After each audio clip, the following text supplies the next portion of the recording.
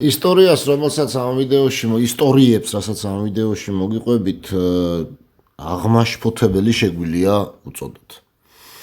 მე ახლა ამ ვიდეოში მოგიყვებით ამერიკის შეერთებული შტატების დახოცვა, როგორ დახოცა ამერიკამ საკუთარი მოქალაქეები და როგორ ატარებდა საკუთარ მოქალაქეებზე ბირთვულ ექსპერიმენტებს.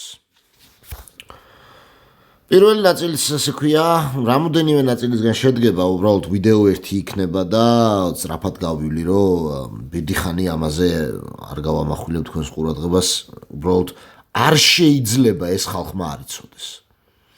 1944 წლიდან 1974 წლებში აშშ-ის ატომური ენერგიის კომისიამ, თავდაცვის დეპარტამენტმა და ეროვნული ჯანდაცვის ინსტიტუტმა ჩაატარეს 4000-ზე მეტი საიდუმლო რადიაციული ექსპერიმენტი ამერიკის მოქალაქეებზე.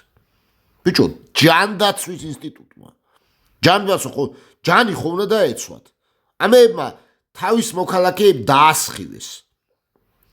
ამ ექსპერიმენტებმა დააზარალა მინიმუმ 16000 ადამიანი, ხშირ შემთხვევაში მათი ცოდნისა და თანხმობის გარეშე.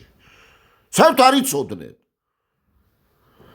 სასიკვდილო ექსპერიმენტები ტარდებოდა საავადმყოფოებში, სკოლებში, ციხეებში და სამხედრო ბაზებზე, როჩესტერში, იოუკრიჩში, ჩიკაგოში და სან-ფრანცისკოში. ჩვეულებრივი მოქალაქეები იყვნენ ცოცხალი ექსპერიმენტული მასალა. საიდან ვიცით?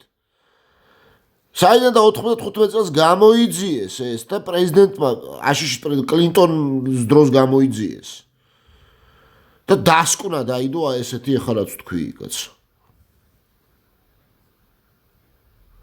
გავაგრძელოთ. პლუტონიუმით მოწამლული პაციენტები ერთ-ერთი ყველაზე სკანდალურ პროგრამაში 18 პაციენტს, მათ შორის 4 წლის ბავშვს ჩაუტარდა პლუტონიუმის ურანის ინექცია, რათა შეესწავლათ რადიოაქტიური ნივთიერებების გადაადგილება ადამიანის ორგანიზმში. ბიჭო, 4 წლის ბავშვს გაუკეთეს ნემსი პლუტონიუმის. რომ ნახოთ, აბა როგორ დადის ვაკეთი კითხო.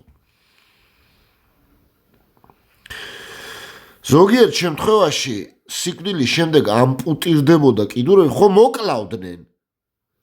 ან შეიძლება დალოდებოდნენ, რაღაცა პერიოდი ეცხოვრა. ხო გარდაიცვლებოდა ეს ადამიანი, ბუნებრივია. მერე კიდურების ამპუტაცია აჭრიდნენ კიდური, რათა გამოეკვლიათ რადიაციის შეკავება ძვლებში. ბიჭო, რავი, მეც კი არაფერს უშვებოდნენ იმაში, კაცო, ოსვეციმში და იმეებში, ფაშისტები იმეებს რა. ისინი ქემაინც ებრაელებს უშვებოდნენ, ანუ გერმანელების სხვა ეროვნების ხალხს უშვებოდა, კაცო, ესენი საკუთარ ხალხს უშვება. კალიფორნიელი მუშა ალბერტ სტივენსი 20 წელი ცხოვრობდა პლუტონიუმით დაბიძურებული ორგანიზმით. მისი სიკვდილის შემდეგ მისი ძვლები ოჯახის უცოდინრად გაგზავნეს სამხედრო ლაბორატორიაში. აგერ არის წყაროები, რა ვიცი, თლათ US Department of Energy არქივებია რა, არქივებში გვიწევს ჩვენ ქექიალი. გავაგრძელოთ, ორსული ქალები, ახალშობილები და ბავშვები. უსმინეთ რა. 700-ზე მეტ ორსულ ქალს მიაწოდეს რადიოაქტიური რკინა ვიტამინების სახით, ხოლო ახალშობილებს აჭმევდნენ რადიოაქტიურ იოდს. მასაჩუსეტსში განვითარების დარღვევის მქონე ბავშვებს აჭმევდნენ რადიოაქტიურ მარცვლოვან ფაფას მშობლების მოტყუებით. ბავშვებს ეუბნეოდნენ, რომ ეს იყო სამეცნიერო კლუბი. მშობლებს არ ეუბნეოდნენ ექსპერიმენტის ნამდვილ მიზანს. აგერ წყაროები. Penn State უნივერსიტეტის არქივებშია ეს. ასევე არის Vanderbilt-ის პრენატალ ექსპერიმენტების არქივებში, Fernald School Radiation Study-ში. ასევე Alliance for Human Research Protection-ში. წყაროები, მეგობრებო, ხო იმათ ჟღერს რა დაუჯერებლად. არა, ხალხო, დაიჯერეთ. ჯარისკაც შემდეგი თავი, ჯარისკაცები აფეთქების ზონაში. აშშ-ის ჯარისკაცებს უბრძანეს ატომური აფეთქების ეპიცენტრისკენ მსვლელობა ოპერაცია დეზერტ როკისა და წყნარი ოკეანის ბირთვული ტესტების დროს.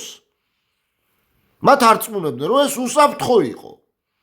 შემდგომ წლებში ათასობით მათგანს განუვითარდა, რა თქმა უნდა, ლეიკემია, ფარისებრი ჯირკვლის კიბო, ქრონიკული რადიაციული სხვადასხვა დაავადებები.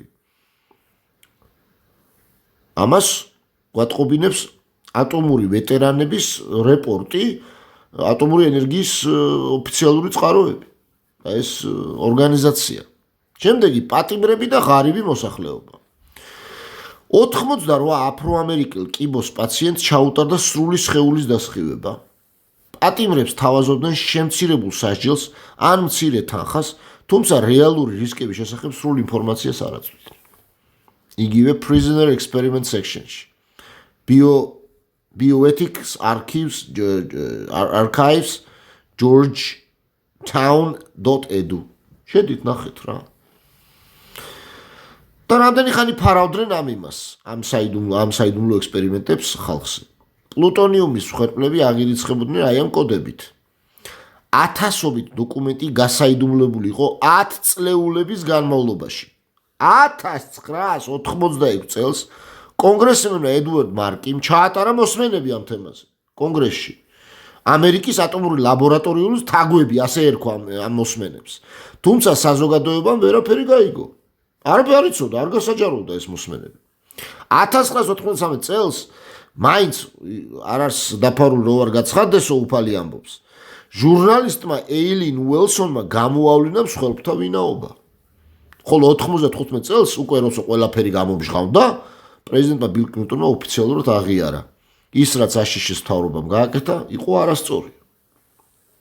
აგერ არის წყაროები US Congress hearings, ანუ კონგრესის მოსმენები, Clinton presidential address, plutonium files. ესე ხა ამოუკრიბე 800 გვერდი მაქვს საკითხული. 800 გვერდი plutonium files. წიგნი ასე ქვია. წვანე ფერის არის, რა ხა, მეზარება ჩვენება თქვენს. და ნახეთ. იქ არის, ამას ვერ წაიკითხავთ ხალხო, აქ შევაჯამე ახლა უბრალოდ. ეს მარტო პლუტონიუმი. სხვაზე არ ვსაუბრობ, იქ რაც ჩამოთვალი აქ იმეებზე, რა ქვია, რო უბრძანეს, რო დეზერტ როკში, იმაში ოპერაცია დეზერტ როკის პარკლებში გაუკეთეს ხალხს. აი, უკომენტაროდ დავტოვებ. ნახვამდის.